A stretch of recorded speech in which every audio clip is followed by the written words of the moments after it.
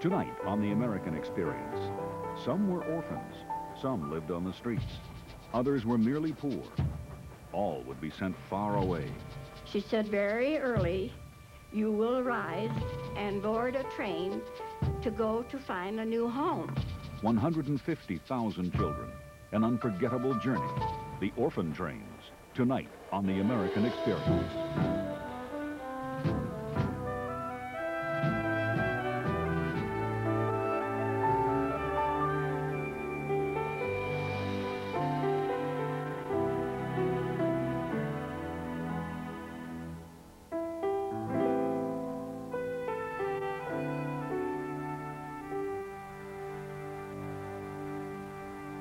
Major funding for The American Experience is provided by the Alfred P. Sloan Foundation to enhance public understanding of the role of technology in American society, and by the Corporation for Public Broadcasting, and the annual financial support of viewers like you.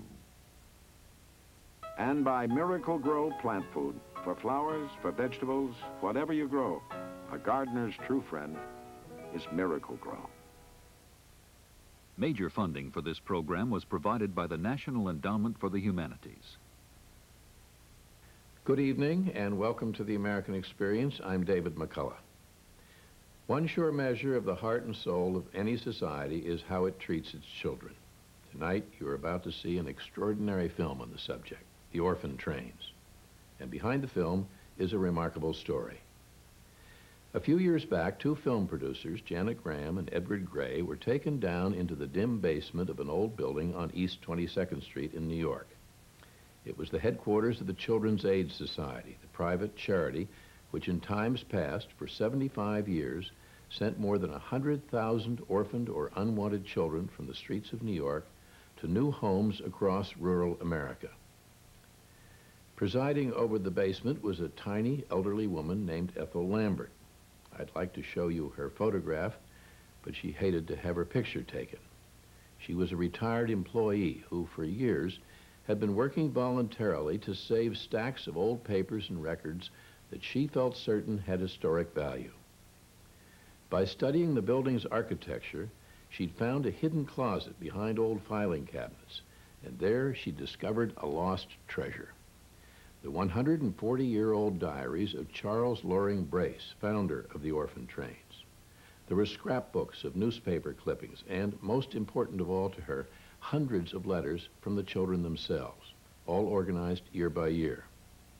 Her dream was to create an archive so that future generations might read what happened in the words of the children, many of whom wrote of their fear that they'd be forgotten. Ethel Lambert was herself the mother of two children whom she had raised as a single parent. Fortunately, there are Ethel Lamberts everywhere in all parts of the country, people who stubbornly refuse to let the past be treated like rubbish. Were it not for this Ethel Lambert, who died before our film was completed, tonight's story would never have been told. For this reason, Janet Graham and Edward Gray have dedicated the film to her.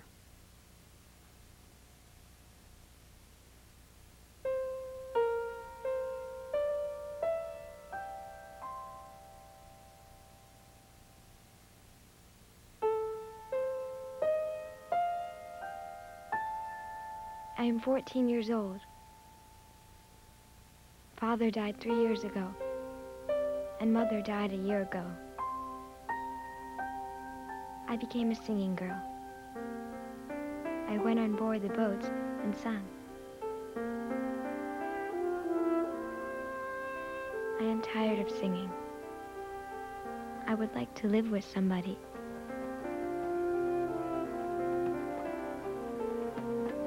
In 1853, a plan to rescue thousands of New York street children was announced by a new charity, the Children's Aid Society.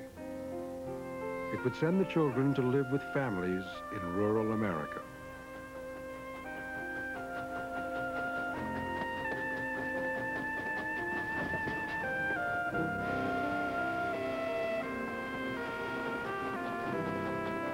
By 1929, the Society had relocated over 100,000 orphaned, abandoned, or neglected children. As far as I know, my father hit the bottle pretty heavy, and they took us away from him. And my mother died when I was 2 years old. My mother and I were very close because I was all she had and she was all I had. On January 7th of 1918, my mother came to the school and she had a suitcase.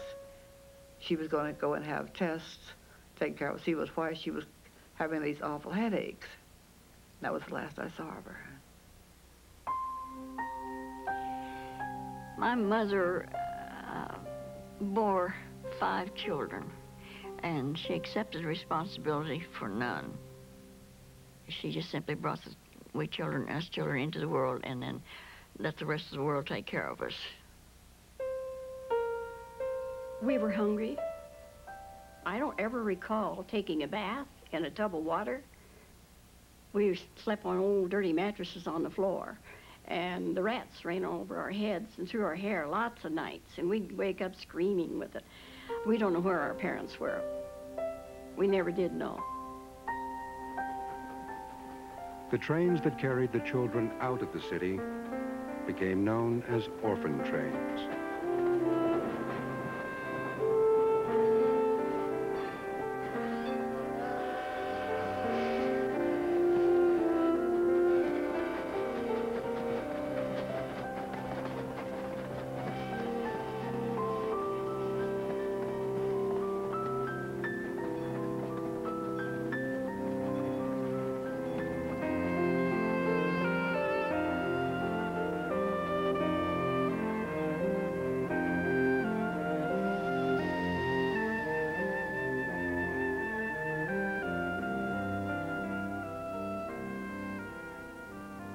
I knew that this was going to be my home from then on. But it seemed like it just kind of hit me when I got here that I had left everything behind, which I had. I didn't have my sister anymore. I didn't have my parents anymore. I didn't have any friends. They were total strangers. It just caught up with me all at once. But she was with me. Mrs. Carmen, she never left me for a minute, and she helped me get into bed, and that's when I began to cry, was when the emotion hit me, I think, when I went to get into bed. I still felt all alone, and yet I knew there was someone around me, but they were strangers. I didn't know them from Adam. They had to find homes for those children up there in New York, and that was their way of doing it. And you couldn't do that now. Because people were different then. The world was different. They acted different and lived different. And they couldn't do a thing like that now. This ambitious relocation effort began back in the 1850s in New York City, a time when 10,000 homeless children prowled the streets in search of money, food, shelter. 1,000 immigrants a day had been flooding into the city from rural America, from Europe. Work was scarce. Families crowded into shacks and tenements were easy prey to cholera, tuberculosis, and alcohol.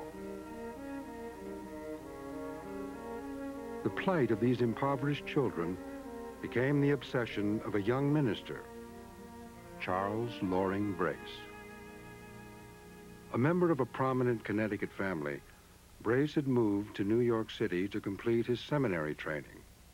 He was horrified by the conditions he saw on the streets.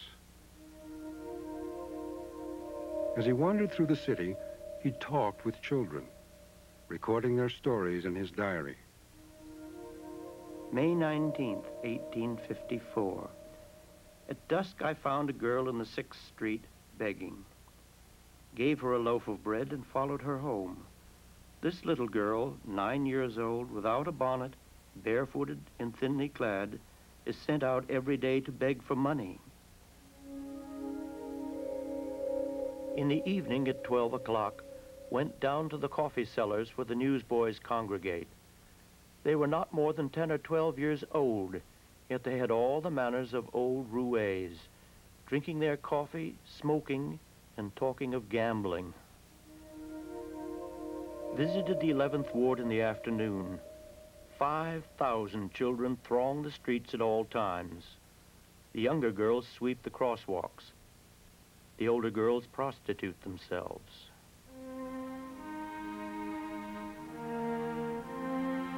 Because of their wanderings, the children became known as street Arabs. Some joined violent gangs.